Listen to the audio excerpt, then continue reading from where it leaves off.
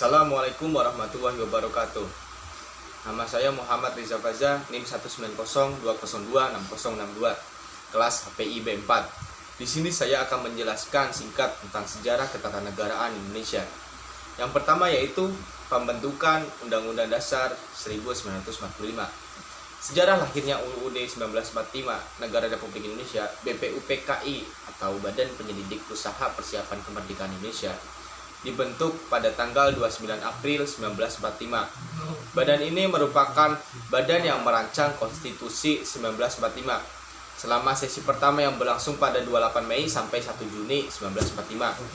Pada saat itu Bung Karno menyampaikan gagasan dasar negara yang ia beri nama Pancasila pada tanggal 22 Juni 1945. 38 anggota BPUPKI membentuk Panitia 9 yang terdiri dari 9 orang untuk merancang Piagam Jakarta yang akan menjadi naskah pembukaan Undang-Undang Dasar 1945. Setelah dihapusnya kata dengan kewajiban menjalankan syariat Islam bagi pemeluk-pemeluknya, kemudian naskah Piagam Jakarta dijadikan naskah pembukaan UUD 1945 yang kemudian diresmikan pada 18 Agustus 1945 oleh PPKI atau Panitia Persiapan Kemerdekaan Indonesia. Pengesahan UUD 1945 ditetapkan oleh KNIP, Komite Nasional Indonesia Pusat, pada sidangnya pada tanggal 29 Agustus 1945.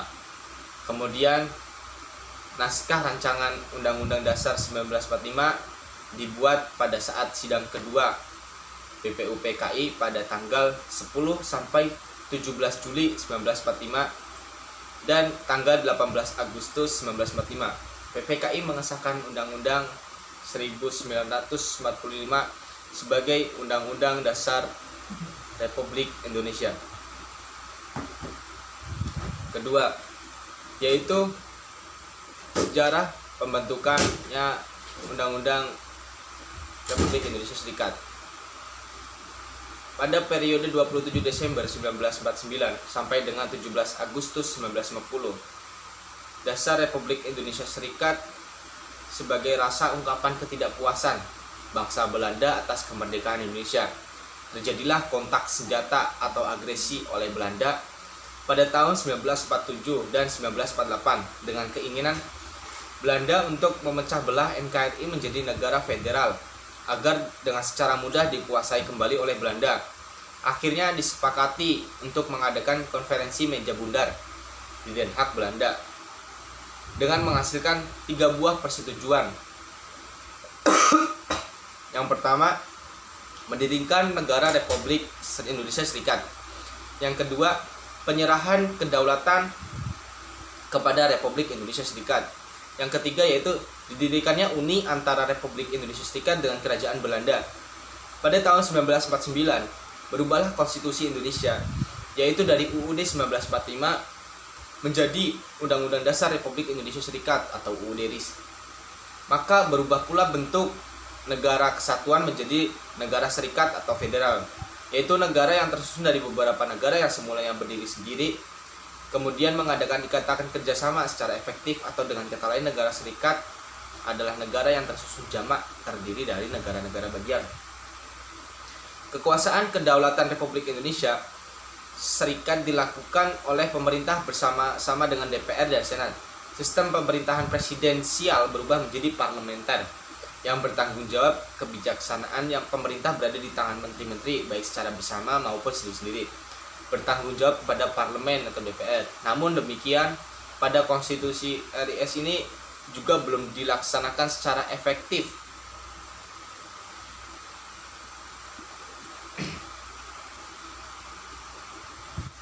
Yang ketiga yaitu berlakunya peralihan kepada Undang-Undang Dasar sementara 1950.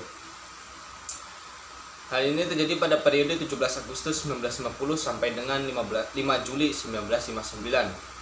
Dikarenakan konstitusi RIS atau UUD RIS tidak berumur panjang, karena isi konstitusi tidak berakar dari kehendak rakyat, juga bukan merupakan kehendak politik rakyat Indonesia, melainkan rekayasa dari pihak Belanda maupun PBB, sehingga menimbulkan tuntutan untuk kembali menjadi ke NKRI. Satu persatu negara bagian menggabungkan diri menjadi negara Republik Indonesia. Kemudian disepakati untuk kembali ke NKRI dengan menggunakan UUD sementara 1950. Bentuk negara pada konstitusi ini adalah negara kesatuan, yaitu negara yang bersusun tunggal. Artinya tidak ada negara dalam negara, sebagaimana halnya dalam bentuk negara serikat. Ketentuan negara kesatuan ditegaskan pada dalam pasal 1 ayat 1 UUD sementara 1950 yang menyatakan Republik Indonesia merdeka dan berdaulat ialah negara hukum yang demokrasi dan berbentuk kesatuan.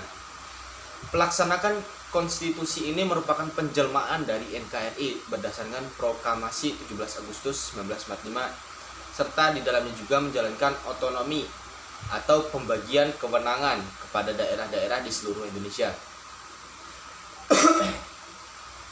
Sistem pemerintahannya adalah sistem pemerintahan parlementer karena tugas-tugas eksekutif dipertanggungjawabkan oleh menteri-menteri baik secara bersama-sama maupun sendiri-sendiri kepada DPR.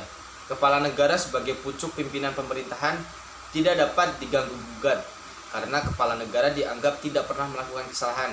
Kemudian apabila DPR dianggap tidak representatif, maka presiden berhak membubarkan DPR. Yang keempat, yaitu berlakunya Undang-Undang Dasar 1945 pada periode 5 Juli 1959 sampai 19 Oktober 1999.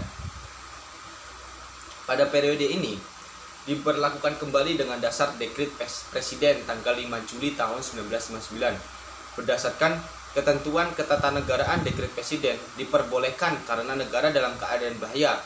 Oleh karena itu Presiden atau Panglima tertinggi Angkatan Perang perlu mengambil tindakan untuk menyelamatkan bangsa dan negara yang diproklamasikan pada tanggal 17 Agustus 1945. Kemudian berlakunya kembali UUD 1945 bukan berarti merubah sistem ketatanegaraan. Presiden yang sebelumnya hanya sebagai kepala negara berfungsi sebagai kepala pemerintahan, dibantu menteri-menteri kabinet yang bertanggung jawab kepada presiden. Sistem pemerintahannya sebelumnya parlementer berubah menjadi presidensial.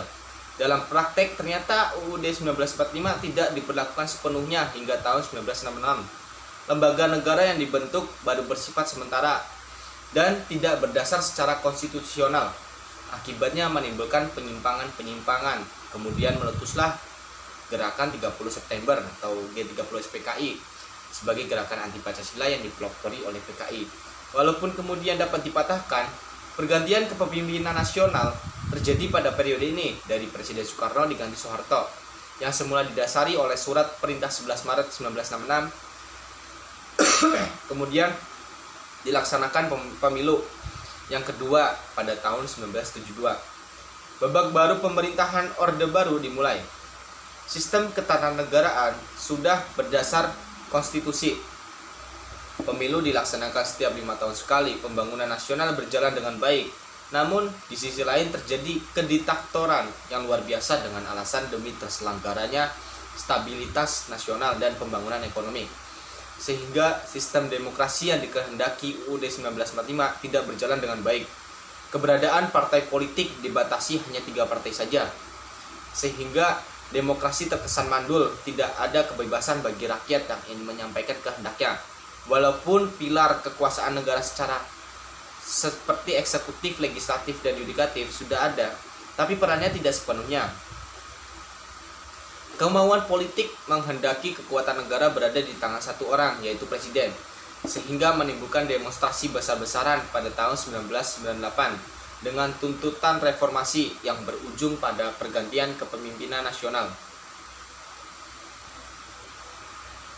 Dan yang terakhir yaitu berlakunya yang dilakukannya Undang-Undang Dasar 1945 terjadi pada penghujung tahun 1998 di Indonesia, mengalami kehancuran ekonomi dan politik yang semula menjadi andalan rezim pemerintahan Soeharto.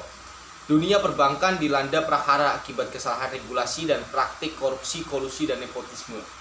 Angka pengangguran meningkat akibat banyaknya PHK. buntut dari kehancuran perekonomian domestik Indonesia yang bergantung kepada utang luar negeri.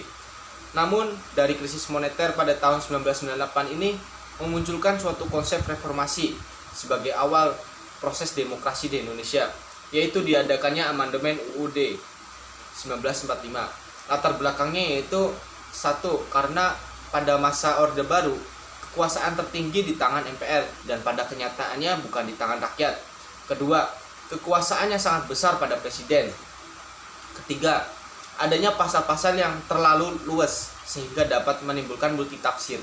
Dan yang terakhir, kenyataan rumusan UUD 1945 tentang semangat penyelenggara negara yang belum cukup didukung ketentuan konstitusi.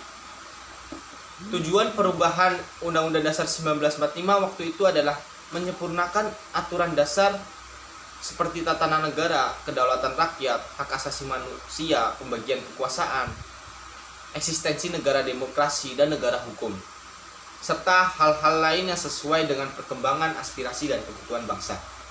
Secara singkatnya, perubahan UUD 1945 adalah untuk melakukan perbaikan-perbaikan terhadap sistem pemerintahan presidensial yang lama. Cukup sekian dari saya, kurang lebihnya mohon maaf. Wassalamualaikum warahmatullahi wabarakatuh.